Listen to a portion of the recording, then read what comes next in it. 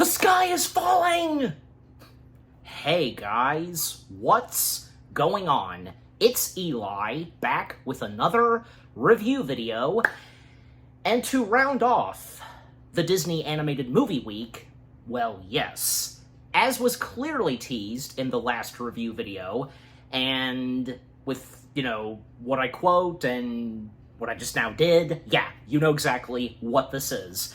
Not a great way to end off Disney Animated Movie Week, but let's face it, because I'm sure for a lot of us, including me, we have a soft spot for this one Disney animated film, and the fact that this was Disney's first ever computer animated feature film. Yeah. It was quite another embarrassment for Disney, especially around the time in the early 2000s when some of their animated films were not turning that really good and such, but most of them would gain a cult following and have more love and appreciation. This one in particularly, well, not that much, but there are those, including me, and maybe some of you are. But yes, guys, that's right. Again, to round off the Disney Animated Movie Week, not to mention this one Disney film is celebrating its anniversary. Oh yes. And you feeling old yet? Not me. Yes, I am now reviewing from 2005, Chicken Little. Yes, the infamous Disney computer animated feature film, Chicken Little. Oh man. So yeah, with the first things I have to say about Chicken Little, well, I don't know about you guys. Again, maybe there are those of you that are like me and others that, are kind of on the same page, because I have some really good nostalgia, positive, for Chicken Little. I just remember, of course, when this movie was coming out, I remember seeing some of the early trailers and some of the Disney DVDs I had that showed the promos and trailers for Chicken Little. And I remember seeing the merchandise. I had quite a lot of merchandise, the toys and all that, the books. I had a read-along of Chicken Little.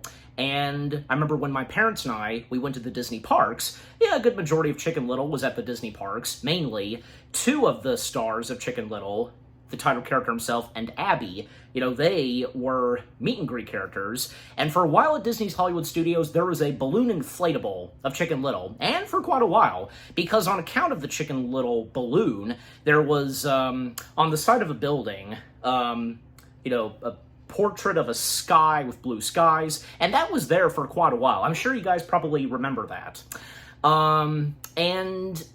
Yeah, I don't think, because my parents and maybe we did see this in theaters, but I most prominently remember when getting a DVD copy of Chicken Little, and because Chicken Little was one of those Disney animated films that was a frequent watch for me.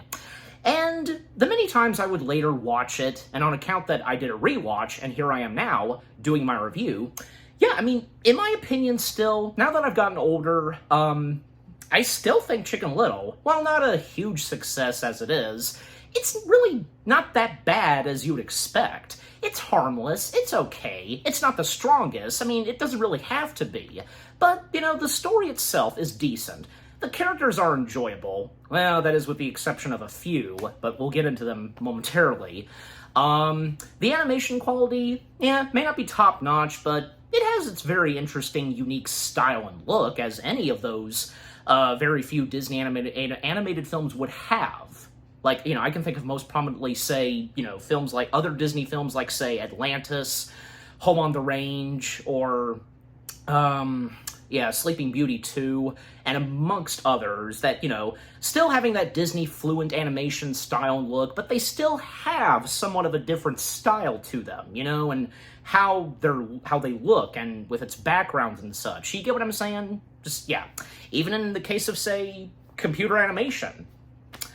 And the fact because Chicken Little, because, well, Disney's attempt to make their first computer animated film, and that is not something Pixar, and we will get into that some more momentarily, but But to finish off with the first things I have to say about Chicken Little, because, again, looking back on Chicken Little, even at an older age, maybe the same goes for some of you, that, while Chicken Little, it may not be one of the top best films that Disney has brought to life, again, there's really nothing god-awful about it, because there are some decent things to come from this, and when it came out in theaters and the after results of it, yeah, because it was a financial success, and believe it or not, Chicken Little did actually save the day for Disney, saving the animation industry for Disney, and by Disney and Pixar reconnecting, finally being one. Yeah, Pixar officially becoming a part of the family, because basically, like, yeah, the box office results of Chicken Little, they took that money and, yeah, by buying Pixar and all that, and I'm sure you know the rest of those specific details, even what Electric Dragon 505, aka Animat, had to say about this, and he did a whole video about this. Go check it out. Anyways, but yeah, overall, Chicken Little, I still enjoy it for what it is, and, you know, I think it's quite funny, entertaining, all the above, and I'm sure you feel the same way. Some of you. Okay, so, with the first things I've had to say about Chicken Little now out of the way, now, as always, for me, read the description / the story. After running his reputation with the town, a courageous chicken must come to the rescue of his fellow citizens when aliens start an invasion. Yeah, but there's more to it. Alright, anyways. So, now that I've read the description / the story, with it out of the way now, well, yeah, let's talk about some background, as I sometimes do in my reviews. Well, because, yeah, the background and history, quite interesting, because, well, this all started back around the same year when I was born, 2001. The project itself began when the Emperor's New Groove director Mark Dendella, and whom before doing Emperor's New Groove, he did Cats Don't Dance. And also, after he would do Chicken Little, many years later, he would come back to the director's chair in the realm of animation with Garfield. Yeah, I'm sure some of you probably know that. But back on point, because Mark came up with an idea and pitched to do a animated movie adaptation of the Chicken Little story. And it originally started with, say, this film being about a girl and such, and who would go to summer camp and come face-to-face with, you know, a camp counselor, an evil one and such. Yeah. But at one point, while Disney, they approved of this, and so did Michael Eisner. Eisner, whom was CEO at the time, he recommended that the main protagonist, the chicken character, should be changed from a girl to a boy, because, you know, if you're a boy, and if you're that little, then chances are you're going to be picked on and such. You know, that whole thing. So, that's what they did. And even when a new president of the animation studio and such, last name by the name of Stanton, well, changing the entire story from it being set in a summer camp to where Chicken Little and the rest of the characters in the movie go up against aliens. And, well, I mean, Mark Dendella and everybody else, they didn't seem to complain, and thus they went with it.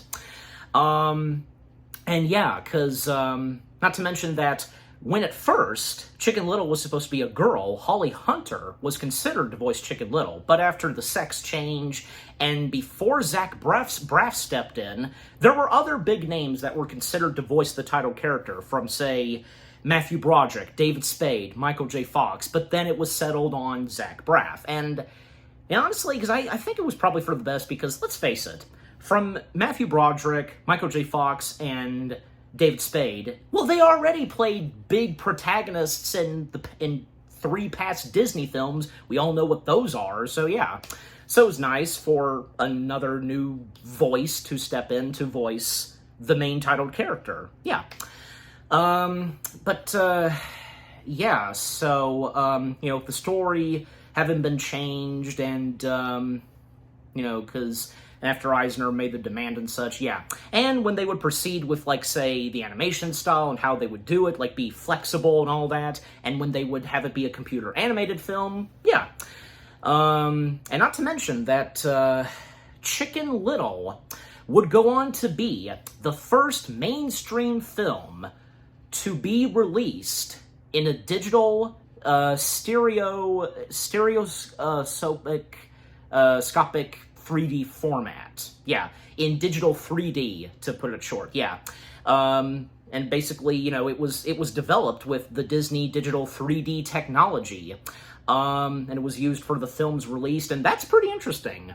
And to think that Chicken Little, which did not turn out so great, the fact that it's the first movie ever to be released in digital 3D. Oh well, that's just how it is sometimes. Anyways. But, yeah, okay, that's gonna do it for background. Let's move on, and now let us dive in / break down the film itself. Shall we? Okay, well, the opening to Chicken Little is pretty funny because, well, like, after the Disney logo shows, and then we get a little bit of narration from whom voices the title character's father. We'll get to him momentarily. Well, because, you know, trying to figure out how to open this movie. Like, Once Upon a Time, the sun rising in Lion King, or opening the book like in those fairy tales, but no. Entirely different, and the way the movie actually opens, yeah. Well, because we, of course, get our introduction of the title character himself, Chicken Little, and as was already mentioned, voiced by Zach Braff. And basically, Chicken Little is warning the town folk, ringing the school bell, alerting them that, yeah, there's danger, and they gotta take cover and all that. And, yeah, the entire town folk of Okoyoks would start to panic and such. And, yeah, the name of the town being Okoyoks. And, a lot of shenanigans happening, because, like, when a fire truck emerges and almost collides with a few cars, and a fire hydrant, like, it crashed into a water tower, the water tower is rolling like the boulder in Indiana Jones, and coincidentally, it breaks through a brick wall, and it makes its way through a movie theater, where it's literally showing Indiana Jones, Raiders of the Lost Ark. I mean, you gotta admit, that's kind of funny, just, you know. And who cares? It's just funny, because, you know, the fact that the animal characters in this world, they're watching a movie where there's a human on screen, just like, don't waste your time and don't let it drive you crazy, like what it did to Doug Walker when he reviewed the movie. Anyways, but then eventually, yeah, because when the fireman calls out to Chicken Little, what is it? What's going on? Well, that's when Chicken Little would say that the sky is falling. They find it crazy that, yeah, the sky's falling? What? But Chicken Little showing them evidence that apparently a piece of the sky did hit on the ground. It's somewhere, and he even points out to a stop sign. It was shaped like a stop sign, but then at one point an acorn falls on his head, and, well, enter Chicken Little's dad, Buck Cluck. Yeah, the infamous Buck Cluck, being voiced by legendary talent Gary Marshall. Yeah. I will get into Buck Cluck momentarily, don't you worry, but yeah. Wait to hear what I have to say about him. But Buck Cluck, because he basically tells everyone that it was a false alarm, nothing bad happening, and basically the result was an acorn, you know, hit his son's head, and that's what made him think that the sky was falling. But, well, little did Buck Cluck and everybody else realized, and really Chicken Little, that it was in fact not an acorn. And yeah, this causes the entire folks of Okoyoks to be really pissed off towards Chicken Little and Buck Cluck, and Chicken Little becoming the town folk, funny chicken and all that and such, and literally even say when 1 year passes, there is a movie in the works all about Chicken Little. And yeah, because again, 1 year passes, and we would see Buck and Chicken Little on the road, and Chicken Little's going to be going to school soon. You know, Buck Cluck's going over about all the stuff that would happen after Chicken Little's incident. And, you know, when will everybody forget your little mistake? And, you know, pointing out that there have been so many merchandise released, you know, from pins or license plates, everything labeled of Chicken Little, and with what he did, just, yeah. And also, because, to mention, like, the rest of Okoyoks, because it's an interesting environment, and with the animal characters, because, yeah, with how they work in Okoyoks, like, literally, because, like, we see a dog using a goat to cut the grass, and we see a puffer fish in his, automobile fish tank. That was pretty funny. And, you know, like, we do see a few fish characters, actually just two. Well, the puffer fish is not the only one. Oh yeah, you know who's coming, and yeah, we're gonna get to him momentarily.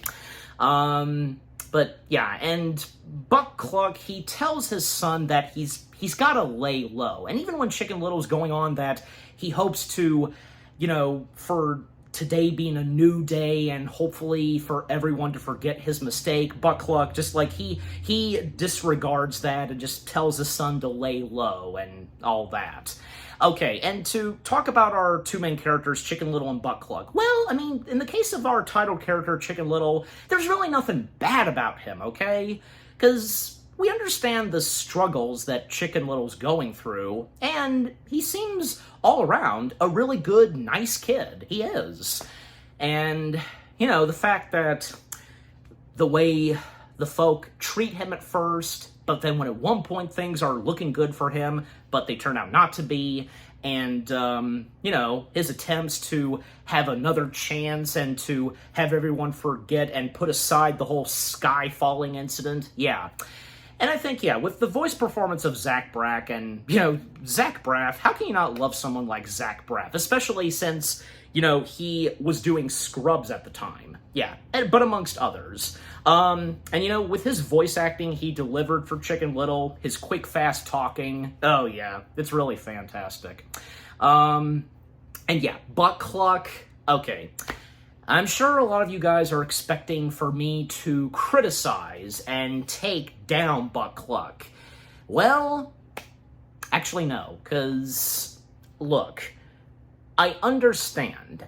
I get the whole point, okay? I get the facts that, yeah, Buck Cluck, even Buck Cluck himself admits very later on in the movie that he's a terrible father. Yeah, he was at first. But the fact that, you know, look, when you think about it in full detail, and I know that there are some people, I've looked at some of the comments on any clip I watch of Chicken Little and any video about, say, Buck Cluck or anything like that, because, yeah, from a positive point of view, because, look, I mean, it would be established later on that, yeah, unfortunately, Buck Cluck is a single dad. Sadly, his wife and the mother of Chicken Little passed away at one point, and it's been really quite a huge struggle for Buck Cluck being a single dad. And the fact that, you know, it was such an embarrassing moment and he just really didn't know how to handle it. It's just one of those situations to some people, and in the case of Buck Cluck.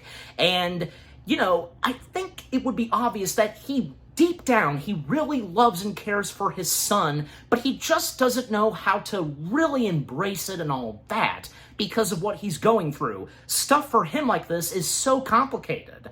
And, you know, even if his wife were still around, yeah, she would have handled it very well. But, you know, he never got the chance to do so at first, and yeah, it's got to be a lot of work for him to do so, which he would admit later on, but until we get there, because I really don't want to jump ahead. And look, Gary Marshall, we all love Gary Marshall. He was such an icon, both him and his sister, Penny Marshall. And I don't blame Gary for this, and I'm sure you wouldn't either. You know, because, you know what? Isn't it always a delight to hear Gary Marshall's voice, even though, because the character that he voiced in this, but, you know, look, just overall, I don't really view Buck Cluck as a really bad dad. Just, you gotta understand, and the more you think about it some more, and just take with what I'm saying, okay? And with what I'm trying to say, best I can do. Okay? So, yeah, anyways. But, of course, as I continue on, yeah, and then when we get to a certain point that, yeah, when Chicken Little finally talks with his dad, just, yeah, and especially when one of Chicken Little's friends was encouraging him to do so. Okay, but back on point, because, you know, Buck Cluck would drop off Chicken Little at a bus stop, and yeah. And one kid, oh yeah, any kid would do this in reality, point to something they really don't understand of, and it would kind of make it a bit awkward for the parent, just, yeah, you know, look, Mom, it's a crazy chicken, and the way the mom reacts. Sadly, I've been there at a young age. Yeah, anyways. And then, of course, Chicken Little vowing that today is a new day, but doesn't go as exactly planned, because, yeah, it doesn't take too long for a lot of shit to happen for poor Chicken Little. Pardon my French, but it's true. And then we would have one of our first songs that technically does start off the film, and on account that the logo finally shows. And, yeah, the song called One Little Slip. Yeah, performed by the Barenaked Ladies. Oh yeah, we know and love the Barenaked Ladies, and most prominently, they did the theme song for The Big Bang Theory. But before that, 2 years before they would do the theme song for The Big Bang Theory, they did this. But, One Little Slip is a pretty good, decent song to come from the Barenaked Ladies. I remember watching the music video of theirs on the DVD bonus features. I'm sure you have too. The song sums it best for what's going on with Chicken Little as he's trying to make his way through the people and make his way to school, and even when he, gets stuck by a chewing gum on the road, and unfortunately, it would cost him to lose his pants, and now he's going to school in his underpants, and him trying to make his way inside, not to be seen with his underpants, taking a soda bottle, and, flying in one of the windows, but to be seen by a group of cheerleaders, but then make his way to a locker and basically make a piece of paper as paper pants. Yeah. But then, say, when he gets that taken care of, a janitor passes by, accidentally locking the locker. Now he's gonna miss class. Which, yeah, that's when we would come to class, and that's when we would meet the rest of our cast of characters, especially a couple of others that are on the same page as Chicken Little. Unpopular. Yeah, they're unpopular in school. And in the class of Mr. Woolingsworth, being voiced by Captain Jean-Luc Picard himself, Sir Patrick Stewart. Yeah.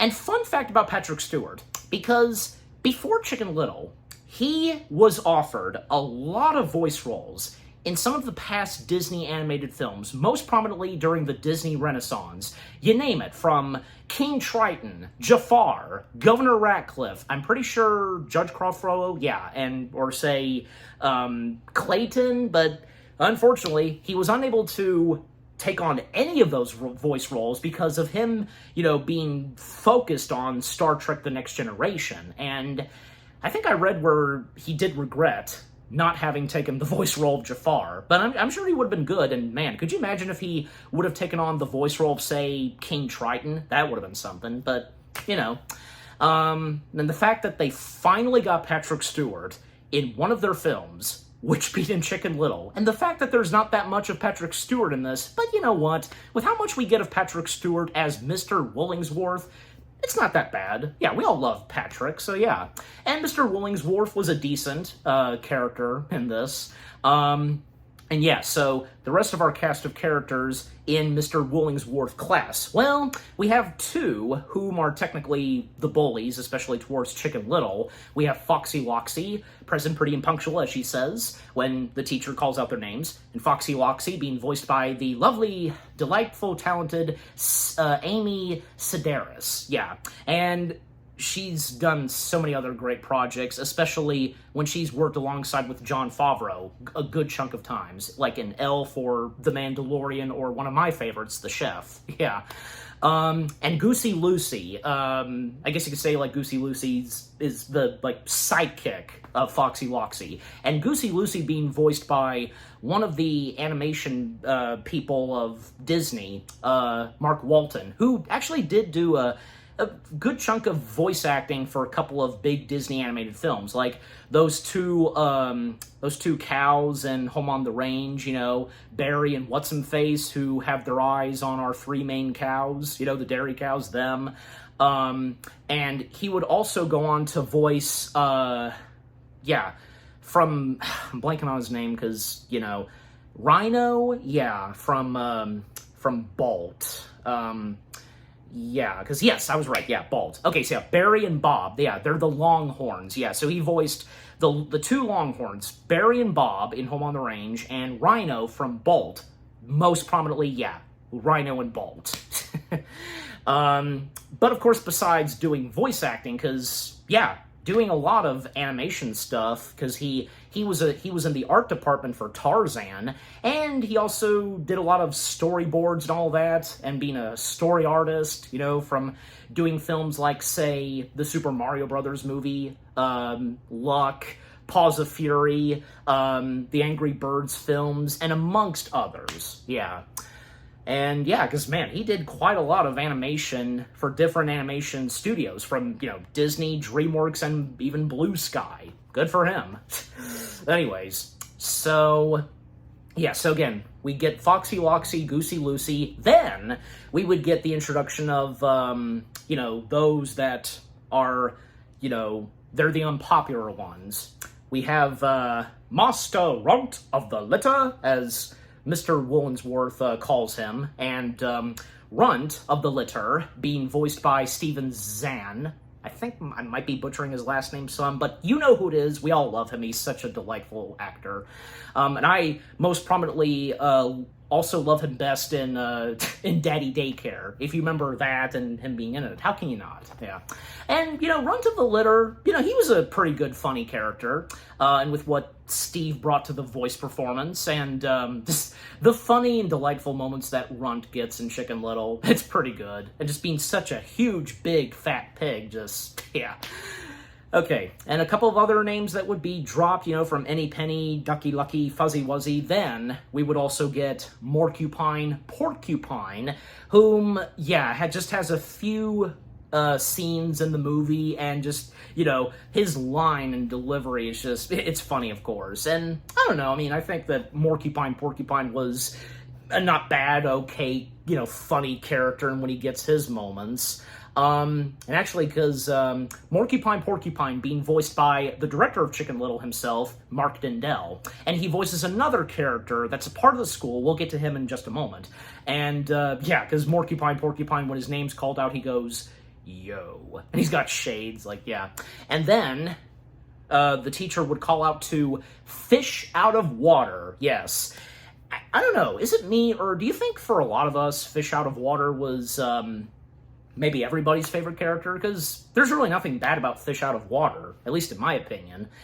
And Fish Out of Water, yeah, being voiced by someone else in the animation industry, Dan Molina. Yep, and I don't know how many of you know about this. Actually, I didn't quite fully realize this, that he did something else. He did another voice acting role before Chicken Little. He was the voice of, it was, well, I gotta pull it up because, yeah, Dirk. That's right. He was the voice of Dirk in Dragon's Lair.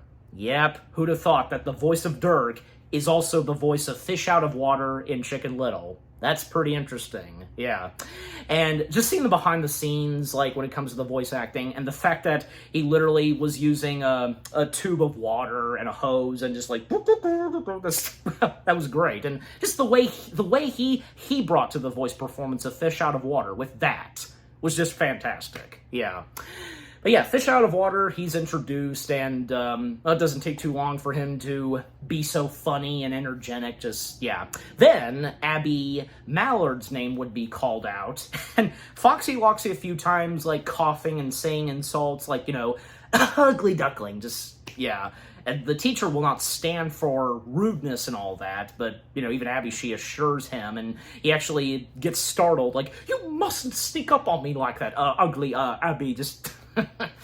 And Abby Mallard, being voiced by Joan Cusack, aka the voice of Jessie, the yodeling cowgirl in the Toy Story franchise. And actually, fun fact about Abby, because when originally Chicken Little was considered to be a girl, well, actually, Abby at first was considered to be a boy character, and Sean Hayes was considered to voice Abby, but because of the sex change to Chicken Little, and the same would go for Abby. Well, actually, at one point, Holly Hunter was considered, but other names were considered from, say, I think Halle Berry, Sarah Jessica Parker, even Madonna.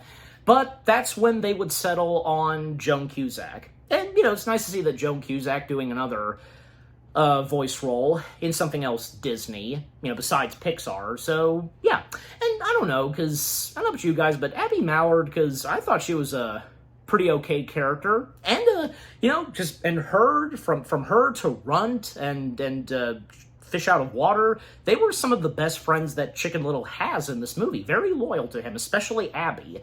And not to mention that Abby actually has a crush on Chicken Little. She even kind of mentions it slightly, accidentally, to Chicken Little at one point.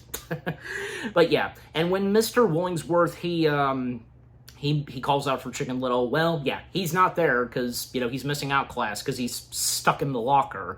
And that's when, yeah, Mr. Willingsworth has every student turn to the page and translate in sheep, basically. He, ba, she, ba. Now, that was pretty funny. Then we come to gym class, and yeah, we get the coach, also being voiced by Mark Dendell, the director. And the coach basically going, I don't want to hear any whacks, quinks, oinks, whinnies, or cockly-doodle-doos. What do I say? Dodgeball. And yeah, it's dodgeball session time. And the coach saying that split in two teams, popular versus unpopular. And that's when, yeah, even like Runt asking a question, but then, yeah, jumping right into it. Hit the pig, kids. And the whole dodgeball sequence, and Abby telling Runt to do exactly what Fish Out of Water's doing, like dodging and dancing to Everybody Dance Now. Oh well. And yeah, Chicken Little finally emerging and explaining his situation, the mentioning of gum and such. And yeah, well, Chicken Little would try to explain to Abby that he has an idea. All he needs is a chance for something to happen good to him and to have everyone be satisfied and all that, especially his dad, and to forget and put aside the whole sky falling incident. And after, dodgeball session is on timeout, and on account of Porcupine having a lot of dodgeballs on his prickly hair, and the coach, saying, nurse, just, yeah, and everybody whipping out their phones, so yeah, while on timeout. And Abby, well, she steps in, and, she tries to help out Chicken Little's situation that, basically, he and his dad, they need to talk. Closure, with the mentioning of the word closure. And she even took that from a bunch of magazine catalogs she stored in her backpack, just, yeah. But Chicken Little, he's not really sure about that because he really wants to go with what he wants to do.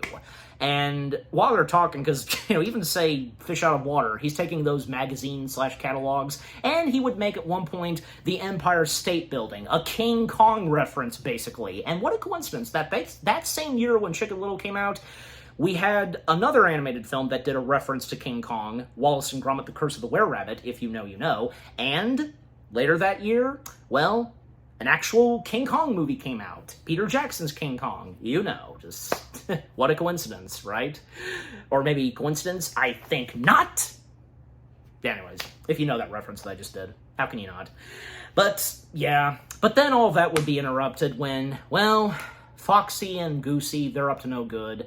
And Chicken Little, by this point, he's had enough. He will not stand it with what Foxy's doing. But that quickly escalates when Foxy has Goosey, grab Chicken Little, do this to him, grab him by the hair, and, basically lunge him, do that to him, at the window. And even Runt, Abby, and Fish, they tried to rescue him, but Goosey was chasing after them. And that would result in Chicken Little grabbing a hold of the lever, with the fire alarms going off, the sprinklers, yeah. And it was Foxy. It was basically on Foxy. She got Chicken Little in trouble for that.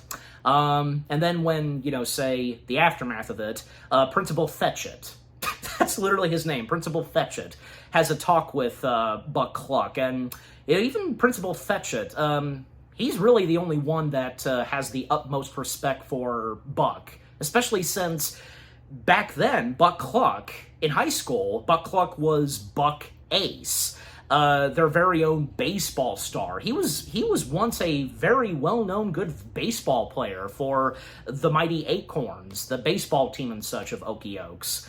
And, well, even the principal establishing that, for Buck to face the facts that his kid is just not fitting in, and probably never would. And, by the way, Principal Fetchit being voiced by Wallace Shawn, another Toy Story cast member in Chicken Little, right next to Joan Cusack. Well, not to mention that Wallace Shawn, he's done so much more than just, say, the Toy Story films, Pixar, and even, say, The Incredibles. Yeah, because he did a bunch of other Disney movies. Like, hey, he voiced another principal in another Disney animated film, in a Goofy movie, you know who, and even, like, some of the live-action films that he did, like, most prominently in The Haunted Mansion, you know, just, yeah, Ezra. Yeah, I think that was his name, Ezra, amongst others. But anyways, and yeah, we all love Wallace Shawn. He's such a delightful, talented actor, such a great guy, and whenever we hear his voice, it's so great to hear it. Right? Just, yeah. Especially when we're hearing our favorite, sensitive T-Rex dinosaur toy. Just, anyways.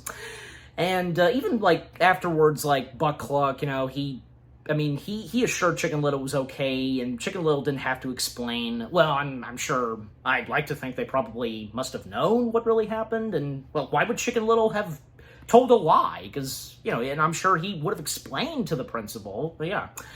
Anyways, so when they depart the school, well, Chicken Little, and when it was mentioned that his dad was a baseball player, this gets Chicken Little into thinking that maybe he could also play baseball. And when he mentions it to his dad that, what if he would consider joining the baseball team? Well, once again, Buck Cluck, he's not supportive of it. And like what I said earlier about Buck Cluck, just go back and listen to what I said earlier in this review, okay? The best I could say.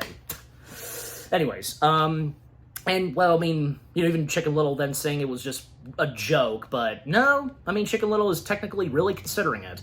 And Buck Cluck, all he could say is that not to get his hopes too high. That can be understandable for some reasons, and yeah. But, school didn't go well, and when Chicken Little thought that today was a new day, it wasn't. Not yet.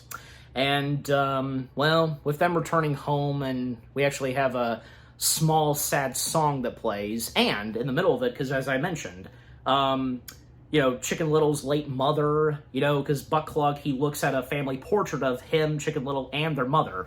Chicken Little's mother's name being Chloe. Actually, because fun fact, Chloe was supposed to actually be in Chicken Little, and especially when originally Chicken Little was a girl, and there's even a deleted scene of it, technically, and apparently Chloe would have been voiced by another Toy Story cast member, Mrs. Potato Head Estelle Harris. Because how can you not recognize a voice like Estelle Harris? Come on, just, yeah. And yeah, because, the song that plays, All I Know, I thought that, that song was a very moving song, and, with good singing and, all that. That's played in this movie. Anyways. So then Chicken Little, because at one point he's on top of the roof, he sees one bright star, and he just goes, come on, all I need is a chance. Yeah, and maybe he'll get that chance. And, well, then we would come to a montage where Chicken Little is prepping up, he's trying to make his way to be a part of the baseball team, and he slowly but surely will. And for a while, Foxy Loxy was making a big name of herself being the #1 baseball player for the mighty Acorns. And Chicken Little going through struggles, trying to prep up and make his way there, and with the help of, say, Abby, Runt, and Fish, and even, say, Abby still looking through magazines and catalogs, she would take one that says, Baseball for Dummies. Yeah, those books? So-and-so for Dummies? Of course. Anyways. But then, when it finally comes to baseball, the baseball sequence, I think the baseball sequence was a pretty good moment in this movie. One of them. And not to mention that, the dog announcer. I always keep thinking that the dog announcer, I don't know, to me, for some reason I'm thinking it sounds like What's-Him-Face, the voice of Cosmo from Fairly Odd Parents. I don't know. That's what I was thinking of, but no. The dog announcer, Bow Wowzer? Yeah, that's his name, because he does drop his name in one of the deleted scenes, yeah. The dog announcer being voiced by a Simpsons cast member, which being Harry Shearer. I might have butchered his last name some, but Mr. Burns, that's who he's best known for in The Simpsons, Mr. Burns. But amongst other great voices he's done on the show. But yeah, so he's the dog announcer, and whom is the announcer for the baseball game that's happening. And yeah, because I'll remember to do so. The other baseball team that's mentioned in Chicken Little besides Mighty Acorns, I'll put that in the text right here. I'm pretty sure. Yeah. Anyways, so with the baseball game happening, and I think, yeah, it's one of the last games that's happening on that day. Well, the day finally arrives for Chicken Little to go out there, and maybe, hopefully, he can make a name of himself and have everyone put the whole sky falling incident aside. Yeah, have it be put away. And, well, I mean, Chicken Little, he's struggling at first. Even when the coach told him to just, take the walk and don't swing. Take the walk and don't swing. To do my impression of the coach. Yeah, the deep voice that Mark Dendell does for the coach and Porcupine. Oh, not to mention, because in another character he voiced with a deep voice was Max the Butler in Cats Don't Dance. Oh, I'm sure you remember. And Anyways. So, yeah, but Chicken Little, he's not doing good at first. Like, he does swing twice, strike one, strike two, but then when it comes to the third time, well, this time he's determined to actually hit the ball. And even when he whispers to himself that today is a new day, and he promises not to embarrass his dad, not this time, well, the ball is thrown, the pitch, and, well, boom! It actually has him go tumbling, but yeah, everybody is shocked to see that it's a hit. Yes. And then they encourage him to run. He actually runs in the wrong direction. He has to go the other way. He does so. He just keeps running. And some of the other baseball team members, like, they're trying to go for the ball. And at one point, he gets stuck on one of the cow's horns, the tip the cow thing. That's pretty funny. And, well, Chicken Little, he keeps running. And he's not stopping until, yeah. And even when the cow is thrown, and well, because it seems like Chicken Little is out. But actually, no, because when the umpire clears off the dust, well, turns out that the runner is safe. Yeah, safe! The runner is safe, says the umpire. Oh, yes, and the voice of the umpire was voiced by Joe White. Yeah, with a Y in the middle. He also voiced two other characters, the Acorn mascot and Rodriguez. Yeah. Anyways, so, yep, Chicken Little has now made a name of himself, and this will be a memory that will last forever for him and everybody in Okie Oaks. He made a name of himself. Now they love him. They've put the whole sky falling incident aside, especially Buck Cluck. And later that evening, because they're all celebrating, well, just Chicken Little and his dad. Chicken Little at one point was singing "We Are the Champions," which that was pretty funny. And Buck Cluck coming in, they do a little reenactment of baseball. They're singing, "The Mighty Acorns won," that does, how they're singing. And Chicken Little actually at one point felt that maybe he should take what Abby recommended, closure. But, well, even Buck Cluck was like, what's this about closure? Because, well, by this point, they've put that whole sky falling incident aside. Maybe, yeah, because it seems like they're on good terms now. Now that, his dad feels great now, and the whole father and son relationship, yeah, for now. Yeah, because we know what's coming up next. And when Buck Cluck says goodnight to his son, good night, Ace. Yep. And Chicken Little, he just feels so great about himself, that life's now better for him. And he looks up at that big bright star and he says, thanks. Thanks for the chance. But then that bright star, it actually starts to really be bright, and something's up with it. Then Chicken Little, he cleans off his glasses, and actually, it comes straight in his face. What the heck is this about? Well, that's when he would discover that, well, actually, we actually do see it now. Like what he saw originally, that 1 year ago, that a piece of the sky, shaped like a stop sign, has fallen once again. And luckily he managed to hide the evidence from his dad, because, well, how would his dad react anyways at first? And Chicken Little saying that, I fell out of bed, and Buck Cluck confused because he fell out of bed, but he's on the other side. Like, how did you get over there? Where? There. Where? Here. There. How'd you get over there? And a pretty funny line from Chicken Little that is, I think, is a pretty, it's definitely one of those lines that's a pretty good funny quote. You know, what are we talking about?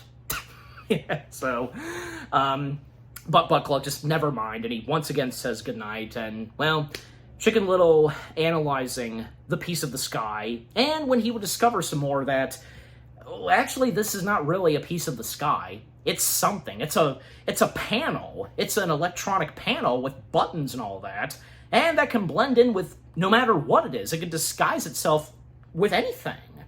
You know, like a wall, the floor, or even the sky. Just, yeah, what's this about? And that's when he would call in Abby, Runt, and Fish. They were having some fun over at Abby's house. They were doing karaoke, singing, "If you want to be my lover, you got that," you know, that song. And when, yeah, Chicken Little rang them up, they came over, and when seeing what they're seeing, that what was thought to be a piece of the sky is actually not really. And Abby asking Chicken Little if he and his dad had that closure talk, but not really. And Abby determined for them to do this and so on, but, you know, Chicken Little he just wants them to help out with the situation on this panel. And Fish out of water for right now, he's having a lot of fun with the panel, just, yeah. And then when he pushes a big glowing button, then it starts to, like, come to life, and, well, yeah, it starts to activate and hover, then Fish hopping on it, and, well, basically, that panel makes its way back up to the sky. Oh, not to mention that Fish was carrying a glow stick, and a piece of rope from the glow stick, gotta slow down, was stuck to the panel when, yeah, it attached to something. So, well, that'll help for them, and they'll know where to follow that glow stick, which, you know, they'll be chasing after and helping Fish. So now they gotta go rescue Fish, and they run down the stairs. Buckluck's like, "Where's the fire here?" And, well, Abby was trying to get Chicken Little to talk to him, to tell him something, but all that Chicken Little can say is, "What are we talking about?" Just couldn't get it out. And thus, they run after and try to rescue Fish. And yeah, what comes next? Actually, honestly, I don't know, because I think this would probably be one of my favorite parts from this movie. Yeah, I mean, not just this, but, you know. But yeah, basically, you know, now we just have Chicken Little, Abby, and Runt, and Fish as well, because, yeah, with what they get themselves into. Chicken Little, Abby, and Runt, they're chasing after where Fish is, and on account of the glow stick, and they would make their way to the baseball field, and with what they witness and discover, something is spinning on account of the glow stick, and about to make a landing. It's literally a flying saucer. Yep, and it turns out that now they find themselves dealing with aliens. Yeah. And apparently, because a panel from, one of their panels from their ships, you know, came loose, and that's what caused Chicken Little to believe that a piece of the sky had fallen. Yeah. And apparently, to go ahead and mention this, it turns out that unbeknownst to the folks at Okie Oaks, up in the sky, are aliens living in the sky, disguising their ships, you know, blending in with the sky. That's kind of scary and very clever when you think about it. And in the movie, because how the aliens are done in Chicken Little, I think is pretty creative. I'm sure you guys would think so too, but yeah. The saucer landing, they take cover. Abby at one point was hypnotized, you know, mesmerized by the panels glowing or something, but Chicken Little getting her out of there, getting her out of there, and yeah, they would land, and our physical appearance of the aliens is pretty interesting. Okay. Obviously, that, if we couldn't tell already, these must be some mechanical suits with tentacles, yeah, and lighting features. That's pretty much what it is. There's something inside those. And yeah, two of them emerge, and they go off, and we don't exactly know what they're going to be doing. And now, because we have Chicken Little, Runt, and Abby, now they're going to make their way inside the flying saucer, and when they discover that Fish is still alive, for now. So yeah, them adventuring in the flying saucer, the UFO, and it's pretty interesting with the inside texture and details of the alien's ship. and all the various things they have in jars, like stomachs, eyeballs. But then one thing that Chicken Little notices that's like a pointy, furry something, then one eye emerges, and it actually interacts with Chicken Little just a little, and by winking. Yeah, Chicken Little winked, and then it winked back. Then, when Chicken Little then leaves, well, that little furry thing, two more eyes emerge. It has 3 eyes. It is an alien. It's an alien kid. And presumably, that's what those aliens do look like, and underneath those mechanical suits with tentacles. And there's one moment where Runt he can't handle the pressure because of the situation they're in, but Chicken Little and Abby, they encourage him to use his bag to breathe and do the thing he does, like sing himself a song, staying alive, staying alive. And then they would discover Fish. He was behind some interesting X-ray device that the aliens have, something liquid and such, and we can see like Fish's fish skeleton. Yeah, but he's all right. And when they check up on Fish, especially Abby, she taps on Fish's helmet, and Chicken Little explaining to Abby, which is true, that do not tap on the glass because the fish, they hate it when they do that. Yeah, that's a pure fact right there. And then they discover, and when Runt is he's in a big room where basically it's an entire map of the space sector of the planets from Pluto to Earth. And basically we see from Pluto to Venus, they've been crossed. And now, when they see Earth, because a big circle and arrows pointing, and Chicken Little and the others, they gasp, and Chicken Little's like, we're next? Like, they presume, and we presume at first, us the audience, that maybe the aliens are very soon gonna conquer the Earth? Is that what this is about? Well, we don't know just yet. And they make a run for it, and Abby, tells Chicken Little that when they run back to the house, he's gonna tell his dad about this. Yeah. But that would be interrupted, and that would change because when the 2 aliens come back, and, because one of them notices that that little furry alien kid, went missing, so I think we can presume that, clearly that's their kid. And when they notice our main characters, well, they're angry at them. They think they did something to their kid, and then thus they start to chase after them. Then when they make their way to where the opening is, like to get out of the ship, well, Runt, he's too big and such, and they're trying to pull him down, push. And Chicken Little, he's trying to hold on to the red button before the aliens come in, but and it was pretty funny, because one button right here, and then in the hallway, because there's a red button, to open and close the door, and then at one point Chicken Little's like, okay, time out! So, have you been to the mall? I like that. That's a funny moment right there. That's another one of my favorite funny moments from Chicken Little that I think is pretty funny. I'm sure the same goes for you. Then he just holds on to the button, and they can't press it because but then eventually when Runt gets out of there, and the rest of them do, now, the aliens still on their tail. Now, at one point, they chase them into a cornfield. Yep.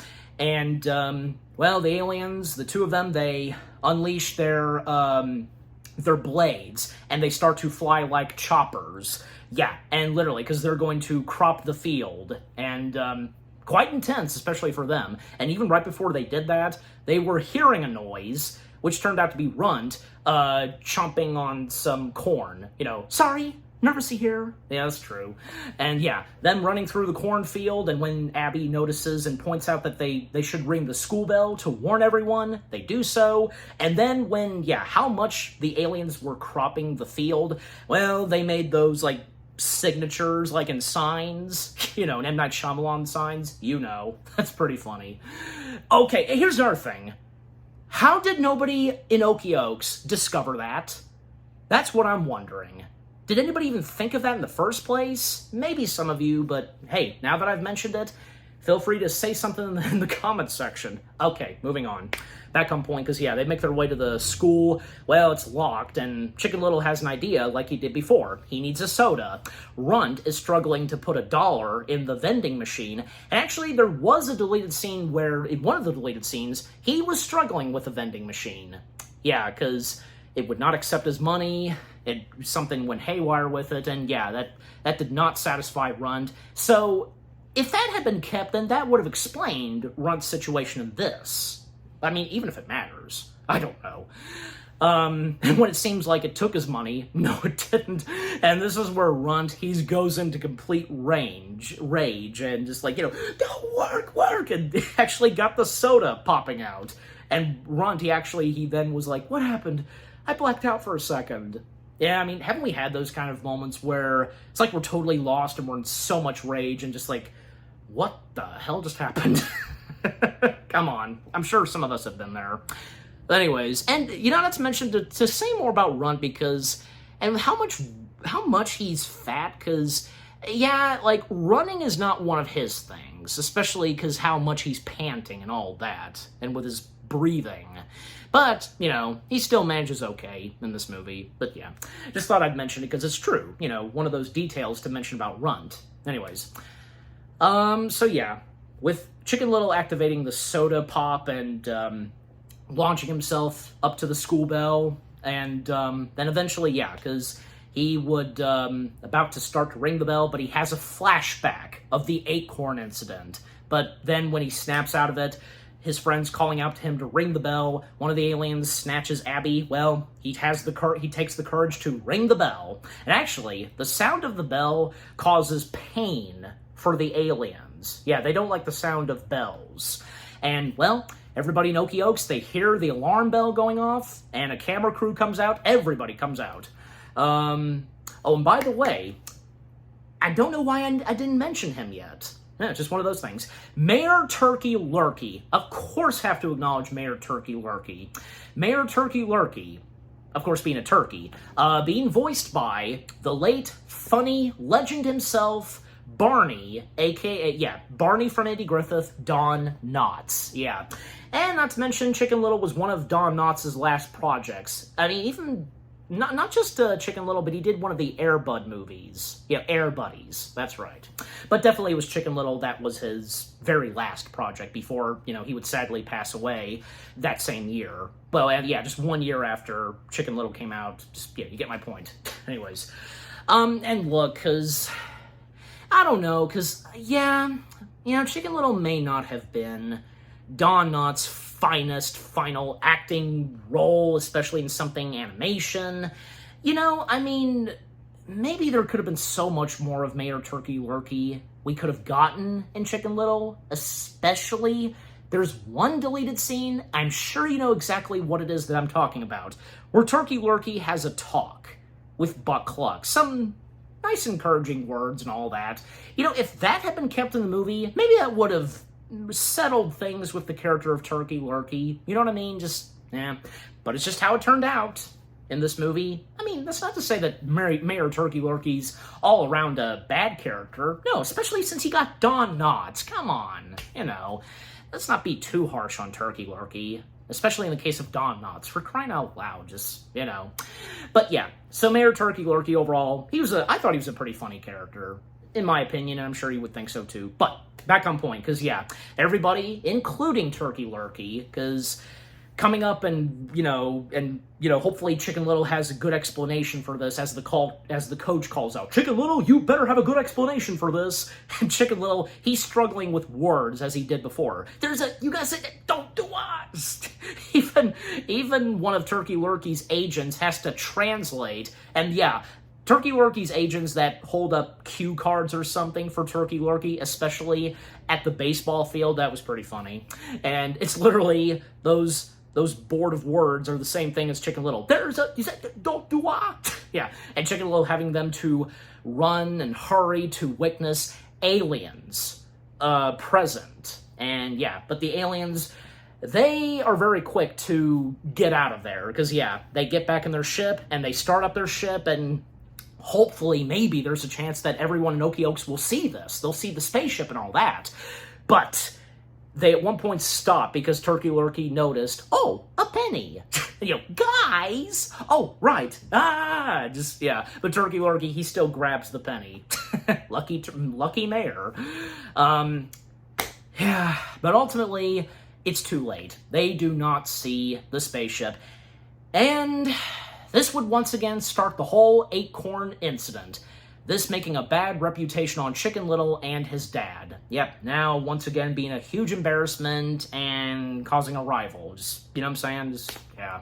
Well, even when, like, say, Abby and Runt, they were trying to tell the people of Okie too that there were aliens. There were other witnesses, but nobody listened and nobody cared. They just felt that Chicken Little just went crazy once again.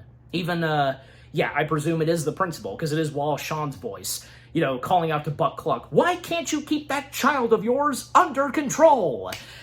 And Chicken Little just trying to tell his dad that he's not making this up and trying to tell him, like before, "You gotta believe me this time." And there actually is a moment. It's right there, because when it's Buck Cluck's in a tough situation, especially with everybody, the folks, they're giving him looks like, "Don't you even, just, you know."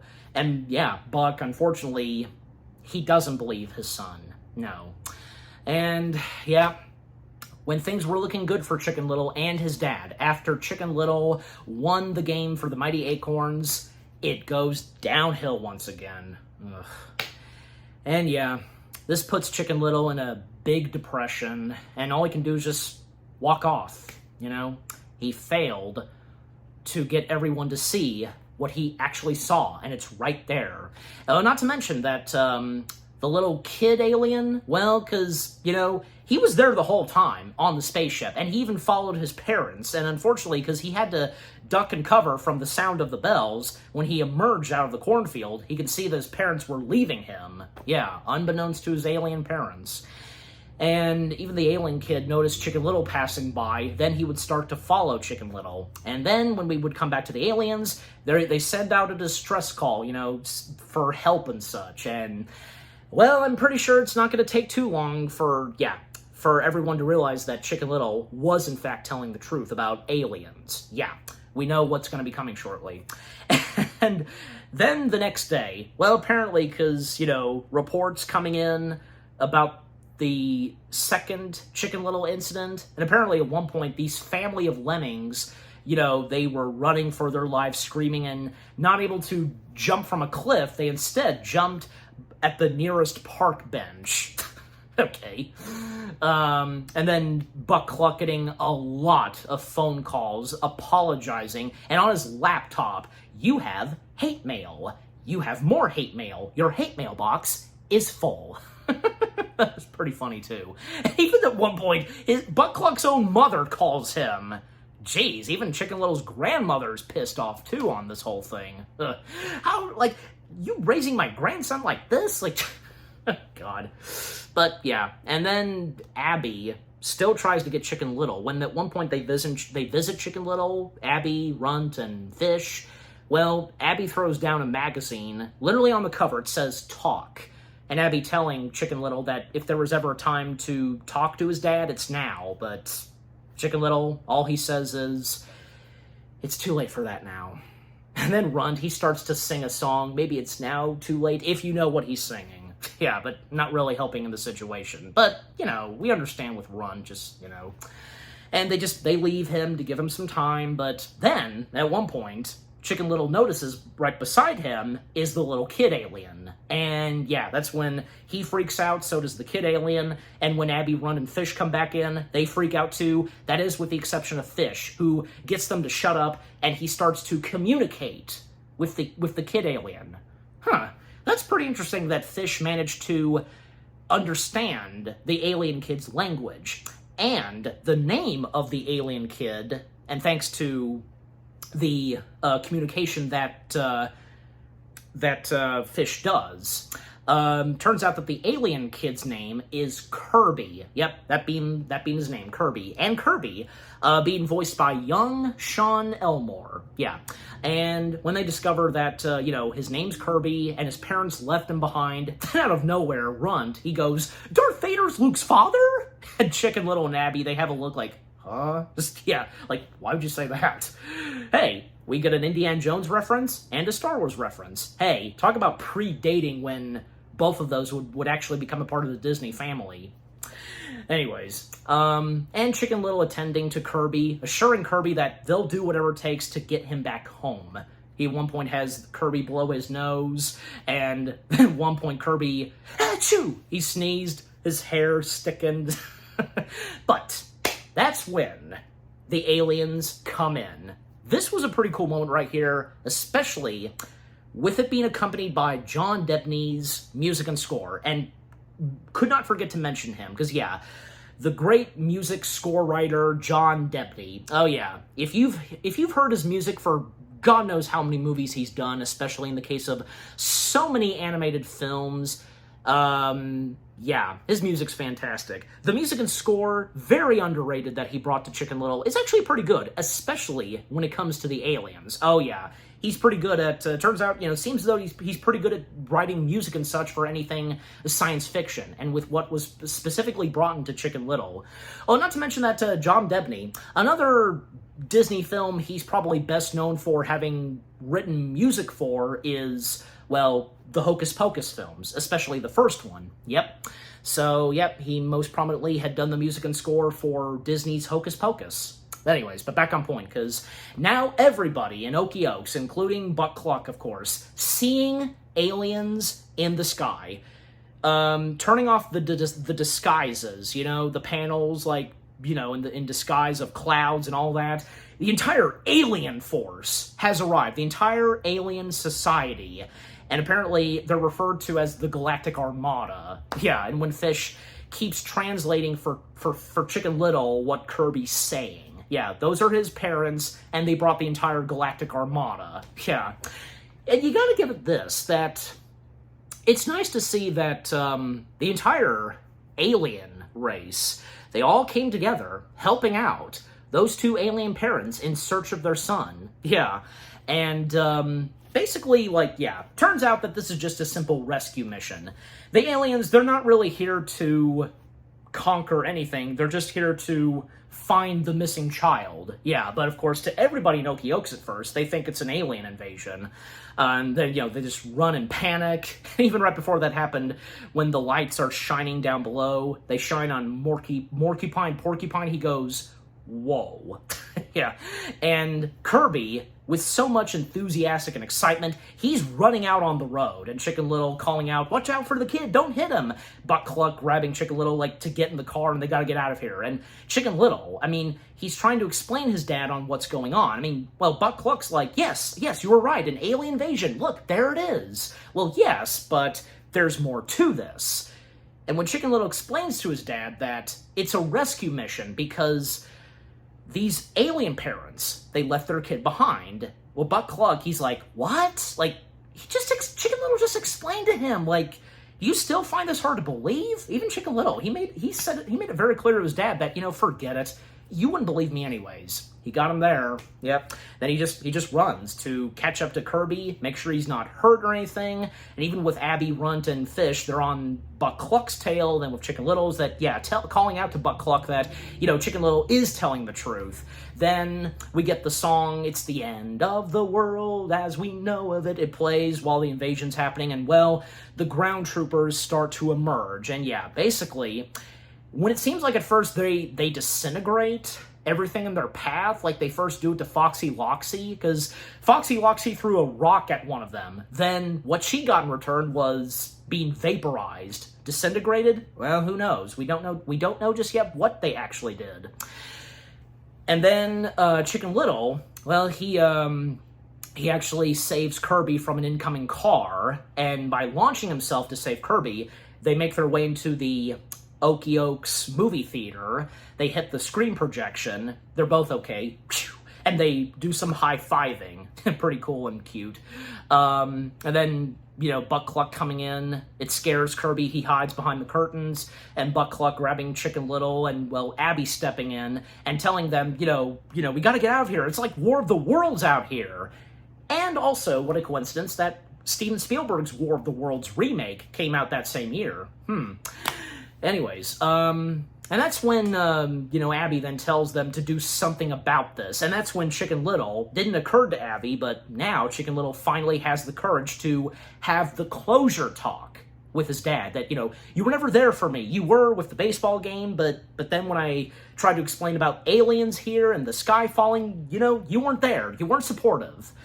And Buck Cluck, you know, in all honesty, he comes out clean and explains that, your mom, when she was here, well, she would have handled this, but for me, I've got a lot of work for this, I've got a lot to work for, to do on this. He's got to do the exact same thing like what his wife did, And overall, he apologizes to his son. Yeah. And now everything is normal. They've mended their relationship. Yep, father and son. And with that, well, Chicken Little then reveals to his dad that what they've got to do is help Kirby. Kirby, already now taking a liking to Buck Cluck, and just running around him, and well, yeah, a cute little thing that Kirby is. And Buck Cluck, he's supportive of this. It's crazy, but in a good way. Yeah, crazy wonderful, as he says. Just tell me what you need me to do, son. You really mean it, Dad? You mean it. Whatever you say. And Chicken Little just doing his glasses. Come on, Dad.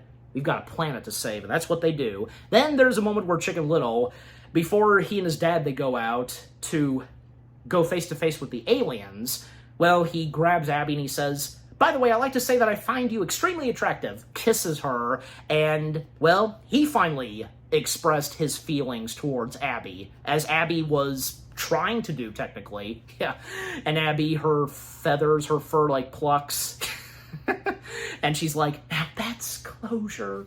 And yeah, well, it's up to Chicken Little and now his dad tagging along to try to get Kirby, just to maybe hopefully approach the aliens and hand them over the Kirby. But that's not really going to work, and even when, say, Turkey Lurkey, he gets spotted by one of the ground troops. We surrender. Here, take the key to the city. And, tic-tac. But yeah, the mayor getting zapped and such, and yeah, and that was Plan A. Plan A for them to just hand over Kirby to the aliens, but yeah, forget Plan A. And they are detected, they're being chased after, they hide in the back of a car, and what next? Well, Kirby points out to them that up top of the school tower is his parents. Yeah, they're right there. And even Buck Cluck, he couldn't understand what Kirby was saying. What, you have to go to the bathroom and, play some golf? And what do you want? I'm a bad father. No, I know that. Even he admits that. But yeah, and then, yeah, it comes to Plan B. Chicken Little explaining to his dad that they've just got to make their way through the aliens, not be zapped or anything like that, face the danger, and make their way to the school. Yep. And Buck Cluck, listening to all this, he's like, yeah, because he's okay with it. And thus, yeah, charge! And them dodging and the obstacles and from the aliens being zapped. And they're finally making their way to the school. But they are cornered, like all the aliens surrounding them, and, well, what now? Well, Plan C. A fire truck emerges, which is being driven by Runt. Fish and Runt got the fire truck, and, well, they're actually heading the wrong direction, and they gotta turn back. And Chicken Little encouraging Runt to do this, and that they'll survive. And that's when an instrumental version of I Will Survive plays. But anyways, so yeah, and Runt now has the courage to do so, and that, he'll survive, which he does so. Having Abby, step on the brake, and having Fish deploy the ladder, and Abby still being romantic and such towards Chicken Little, having a flower, just, yeah.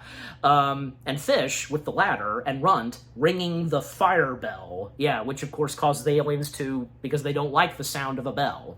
And by the ladder hitting the aliens, Runt sing a little bit of I Will Survive, they hit the entrance of the school. It sends Chicken Little, Buck Cluck, and Kirby flying, and yeah, Plan D, because they're making their way up the stairs. Yep. And yeah, because the elevator's out of order. They noticed that. And Buck Cluck, because at some point, he starts to, grow tired of, walking all those stairs. But eventually they make their way outside of the tower.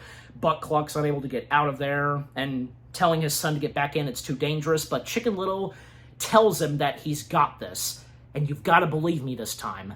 And finally, Buck Cluck has the courage to say, I do, son. Yeah. So, Chicken Little using his hair, and then he's way on top of the tower, the spiral. And yes, I love that with what Buck Cluck does. And then, yeah, Chicken Little calling out to the parents, here's your kid, he's all right, he's not injured, and yeah. But the aliens approaching, Buttcluck, he actually breaks out of the rooftop, and yeah, he actually punches some of the aliens, get away from my son, and well, everything seems fine now, and they now start singing The Mighty Acorns, but they get zapped too, and they find themselves floating in this dark room, and they can see everybody else from Okie-Oaks. They're okay. They didn't get killed. They've just been sent in this dark floating room. Well, this dark room where they're all floating. We can see Foxy. She's terrified beyond belief, like just holding on to her tail and just sucking on her thumb. We can see the pufferfish. He got zapped at one point too. And Turkey Lurkey, he's floating too, tic-tac. And then these big 3 pair of eyes emerge, and yep, turns out to be the kid's dad. Yep, the alien kid's dad. Oh, by the way, because the alien kid Kirby, he had 2 other voice roles. He had 2 other voices, I should say. The other 2 were Evan Dunn and Matthew Jostin. I hope I'm saying that right. Yeah. Oh, by the way, because at one point, and when Abby and Runt were trying to tell the folks of Okie-Oaks that there were aliens, Mama Runt stepped in, confronting her son and telling him to stop with these lies, and Mama Runt being voiced by Kelly Hoover.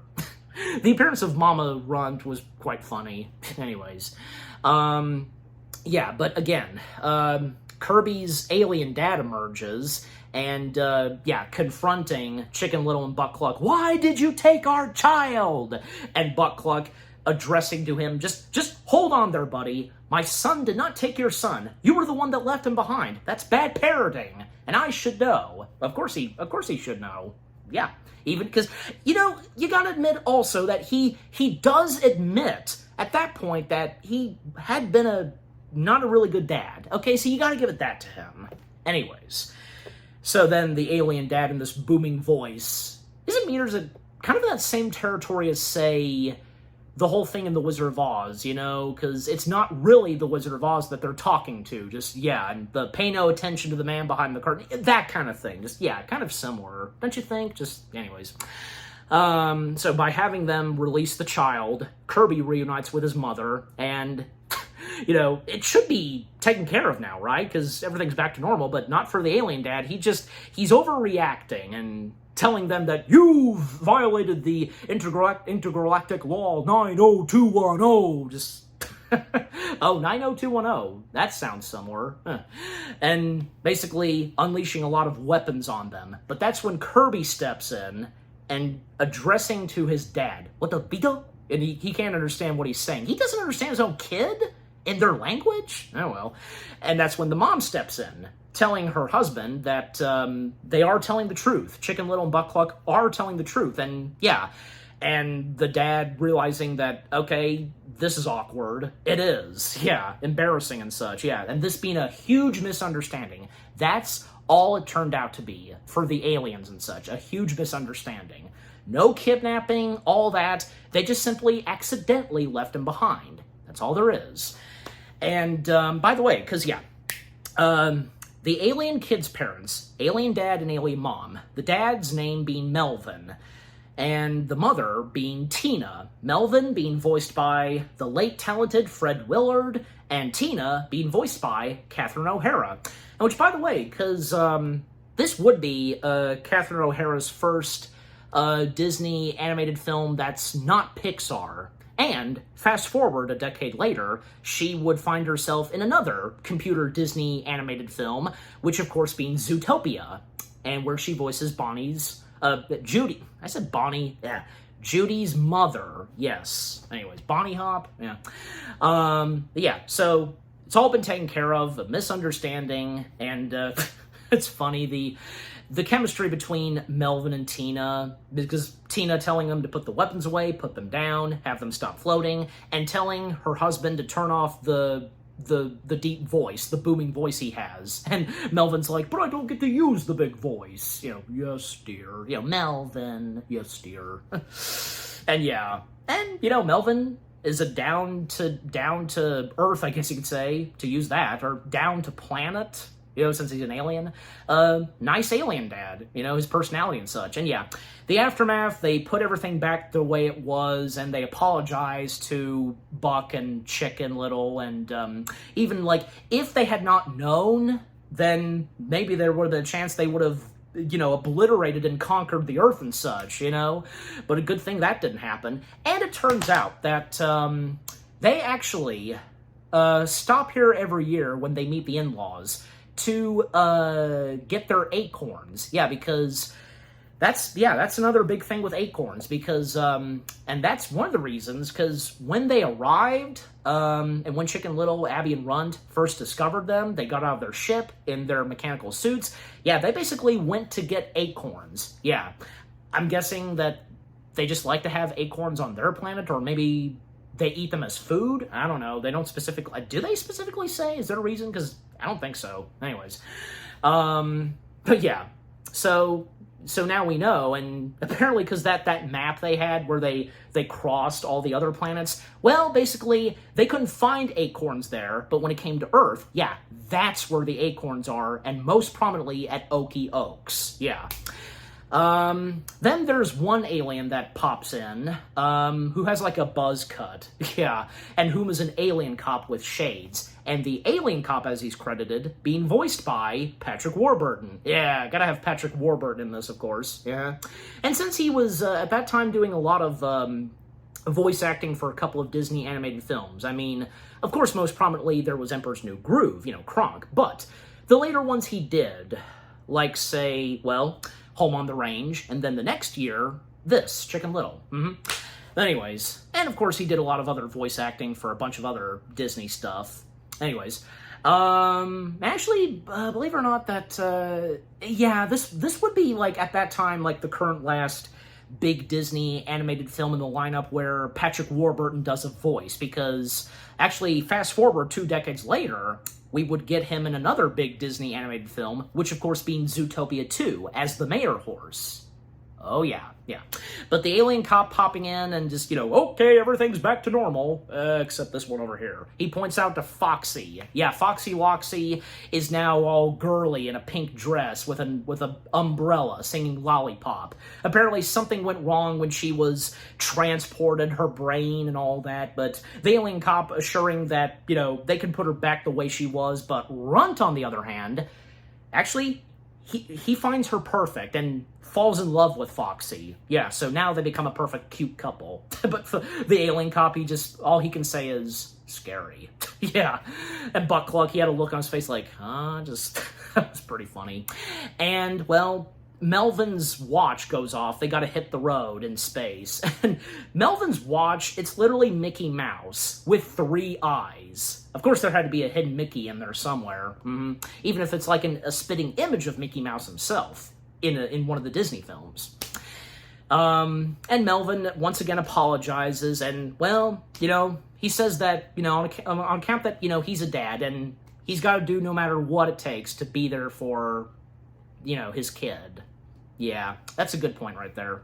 And the panel, it actually pops off, and, yeah, even when the folks of Okie Oaks realize this, too, and Tina's comment, someday it's gonna hit someone on the head. Well, it did so to Chicken Little. So, there we go. And so they depart. A funny conversation between Tina and Melvin, even when Melvin uses the big voice on her. Silence! And she's like, Melvin, did you just use the big voice on me? And Melvin's like, who are we talking about? He says the exact same thing like Chicken Little. And now, with the aftermath/epilogue, well, Buck Cluck, he's now looking forward to seeing with the movie that they're gonna do now on his son. And Chicken Little, he says to his dad that they hope it stays true to what really happened. And Buck, in response, is like, oh, son, these people are from Hollywood. The one thing they can never do is to mess with a good story. And, yeah, 1 year later passes again, and when the movie finally emerges, and at the movie theater of Okie Oaks, well, it's kind of the total opposite. Yeah, not very accurate. But, in the case of this, who cares? it's kind of pretty cool. Because, yeah, it's literally a jam-packed science fiction movie. Yeah. And, Chicken Little being betrayed by, you know, the Hollywood Chicken Little, basically. Yeah, because he's a bulked-up, good-looking chicken called Ace. Taken after when, you know, being called Ace because of baseball. Clever. And seeing the Hollywood versions of, say, Abby, Fish Out of Water, and Runt is pretty funny. And with the name drop of the evil Fox Loxy is pretty funny.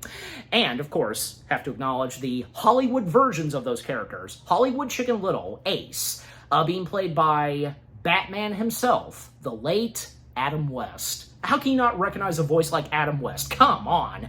And not to mention, after Chicken Little, he would wound up being in another big Disney animated film, which of course being Meet the Robinsons. The pizza guy? Yeah, that's him. Ding Dong Pizza's here. That was him. And Hollywood Fish was actually voiced by one of the big animation guys of Disney, Will Finn. Yeah.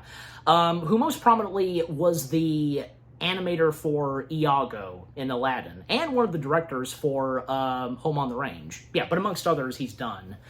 And Hollywood Abby, being voiced by Dara McGarry, yeah, I hope I said that right, and Hollywood Runt, being voiced by Mark Kendi. And Hollywood Runt, he's this mean, tough-looking pig, you know, with two teeth sticking out. Just, yeah, kind of the total opposite of Runt himself, but yeah. But yeah, seeing a sample of the movie of the story of Chicken Little and science fiction is pretty funny and cool at the same time. Hey, if there were a show of this, I'd watch it. Wouldn't you? Well, not to mention, there would be a video game released in tie-in with the movie, because, yeah, basically it's all about what was adapted and and done in the movie, a science fiction movie. And, yeah, there's a video game of it, and Chicken Little and the others, they're playing the game of it.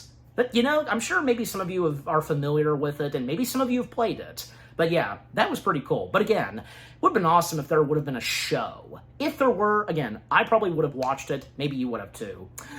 But yeah, just that whole sequence with the movie that they're watching. We would cut to them in the movie theater watching the film. And yeah, some of the lines that they did say in reality in the movie, even like say in the case of Chicken Little and Runt, you know, the sky is falling. And one moment where I almost forgot to mention, Runt said to Chicken Little and Abby while roaming around the ship in search of fish, where, you know, just leave you some mammal, little water, some chips if you have them. Which, in the movie, that's what Runt says. And Runt, he's lip syncing to it, and he turns to fish. This is amazingly accurate. Not exactly. Well, maybe some of the lines that he said, but yeah. Then when, you know, off the movie screen, we can hear the audio and Chicken Little just mourning over Runt. You know, he was my good friend. Oh, Abby, at least I still have you. And when each of them start to say their names romantically, Abby, Ace. Well, the actual Chicken Little and Abby themselves, they almost touched hands when reaching for popcorn, but that's when they actually do start to hold hands. And thus, they would become a couple finally. Good for them. And the movie that they're watching, it rounds off where, well, Ace makes a speech to the folks at Okie about, you know, never giving up and that today is a new day. And Ace and Abby taking off. And just like what Chicken Little did, the rocket packs that Ace has are 2 soda bottles. And Ace having a paper pants. They did that too. I like to assume that Ace at some point lost his pants in battle, because Ace and Runt, they were fighting off against the aliens. And I do wonder, did they get in contact with the aliens now that they made friends with them? Or, I'm guessing, because, you know. Anyways, but yeah, movie rounding off and everybody applauding and cheering, especially when a few lights, they shine on Chicken Little. They're cheering for him now. Yep, Chicken Little is now loved by everybody than how they used to treat him first. You know what I mean? Just, yeah, that's great to see.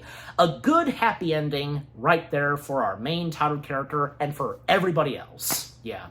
And the end credits, oh, they were pretty fun because, well, they sing their version of Don't Go Breaking My Heart, yeah.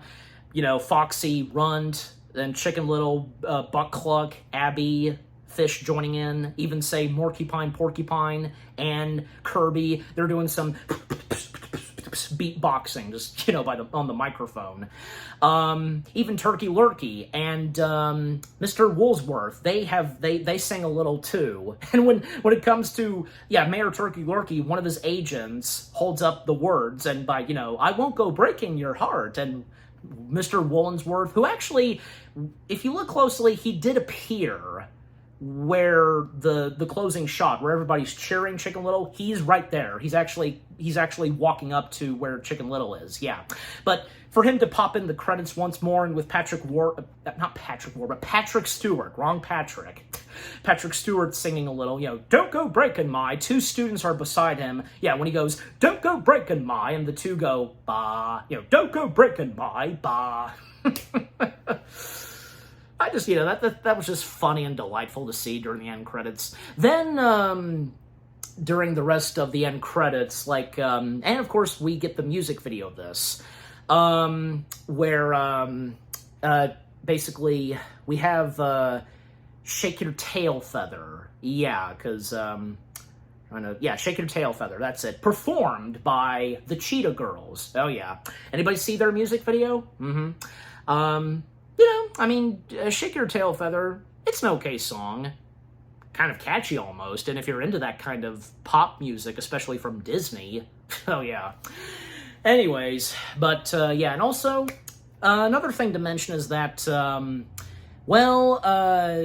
this film being dedicated to one of Walt's 9 old men whom passed away around the time when Chicken Little was in completion, Joe Grant. Yeah. 2005 was a very sad year when Disney lost 2 big, great men of animation, especially when they were doing storyboards and all that. Joe Grant and Joe Ranft. That was sad. Not to mention that Joe Grant, he always stayed with Disney and always trying to give them the best advice and when it came to the stories and characters. So, he did it to the end. Good on him.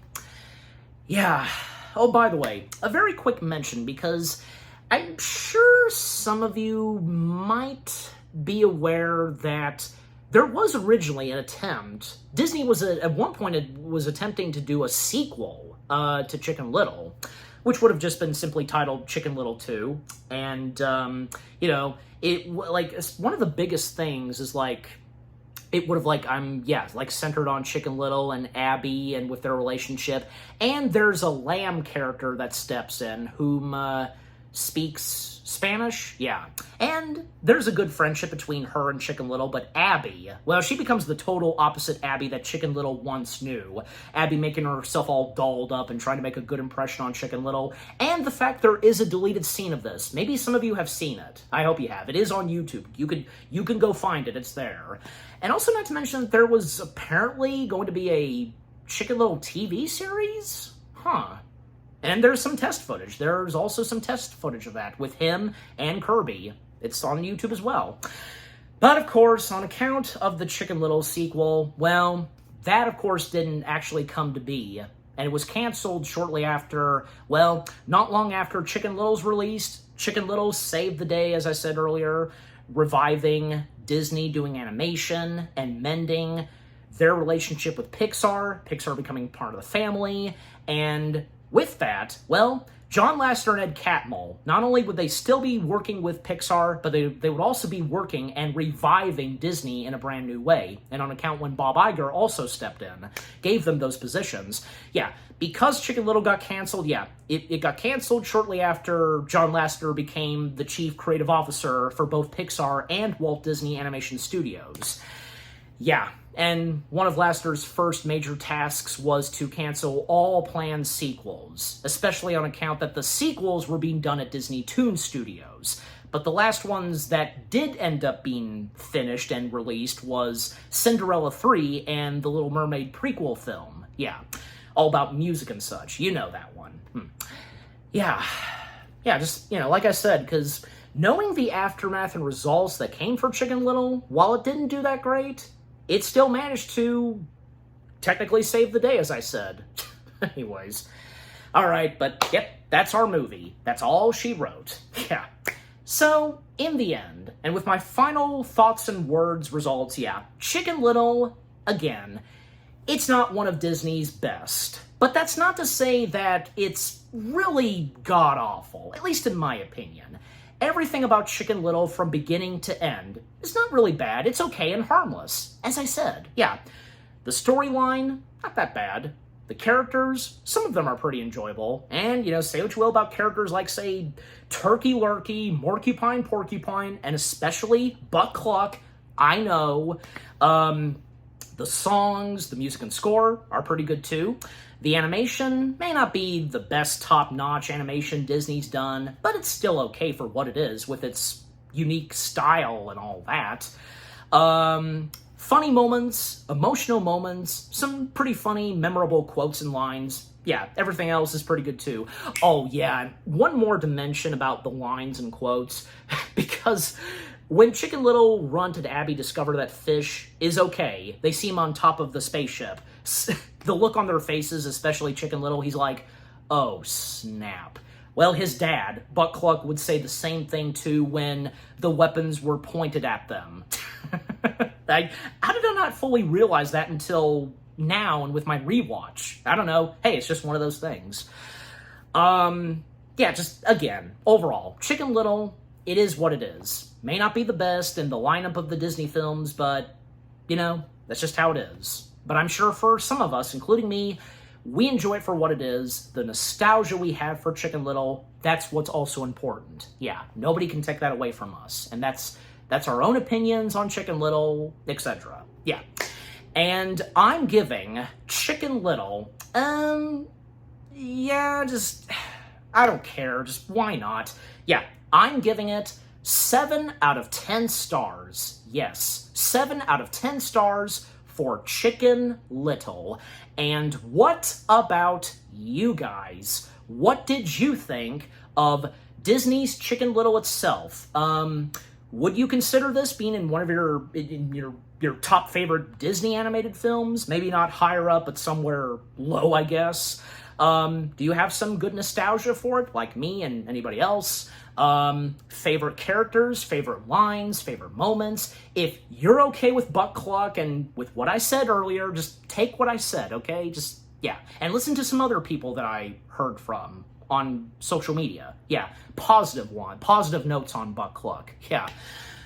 Favorite songs and, yeah, just, you know, and if you had any merchandise of Chicken Little as well, and when going to the Disney parks, if you met Chicken Little and Abby Millard, I don't really, maybe I did, but I do very well remember seeing them with my own eyes, them walking around the parks. Yeah, and their meet and greet lines. Yeah.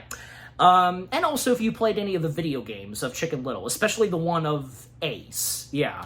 But, just, yeah.